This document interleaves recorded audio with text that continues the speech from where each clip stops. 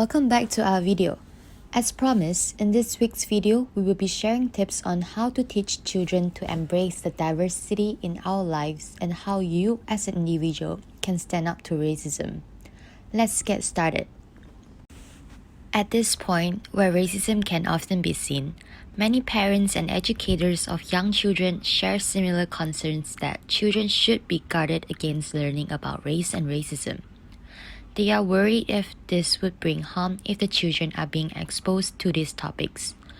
But if you don't talk to your children about racism, they will be taught by society. Here are some tips that we are going to share with you on how parents or educators can talk to the children about racism-related topics. Firstly, identify your own bias. Acknowledge and correct your racist thoughts, feelings, and behaviors. You would want to be a role model for your children and demonstrate that we should treat every race equally. Secondly, indulge your children into diversity. It is important to give exposure to your children from different cultures. When exposing children to multicultural experiences, it allows them to interact with people from other races who have different colors of skin with different cultures. You can then grab the opportunity to highlight to them how diversity is a beautiful and amazing thing, and all racial groups deserve to be valued equally. Remember, involving yourself into different circles of people can help you combat the stereotypical racial thoughts. Besides, you can also talk to your children more often about racism. Be open and keep the discussion ongoing. As children grow up, they will fill in the gaps in their understanding through how the surrounding will shape their ideas about race. Thus, as a parent or an educator, you play an essential role in helping the children understand what is going on in the world. However, always remember not to overwhelm your children and keep their important messages in small chunks rather than all at once. Moving on to the next point, which is recognizing and celebrating differences. If your child asks about someone's skin color, you can acknowledge that people do indeed look different.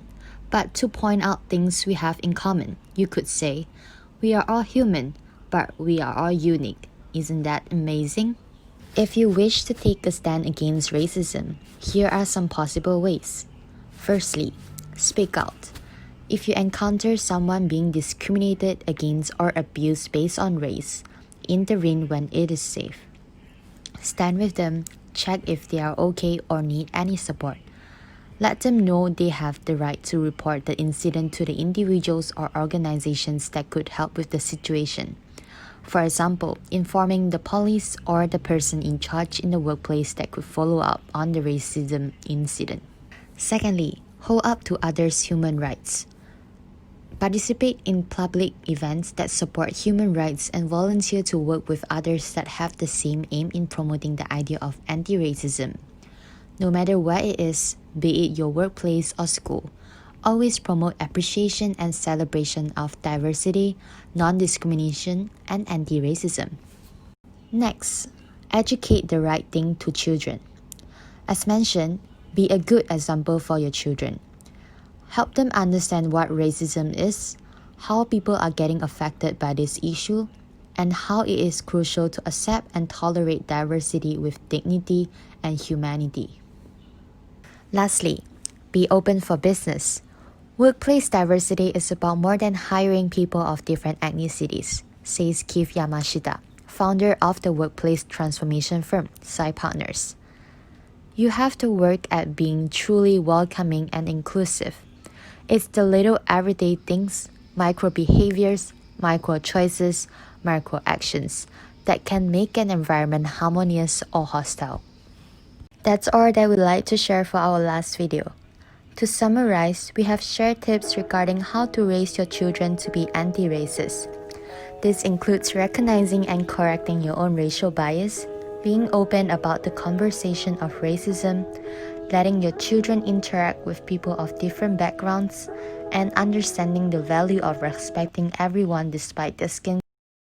And you can stand up against racism by supporting victims of racism in need of reporting the incident, volunteering in events, or working with people who advocate anti-racism.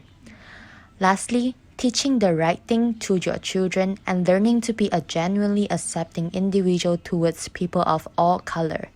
To thank you for staying with us throughout these 4 weeks, and we greatly appreciate your time and attention.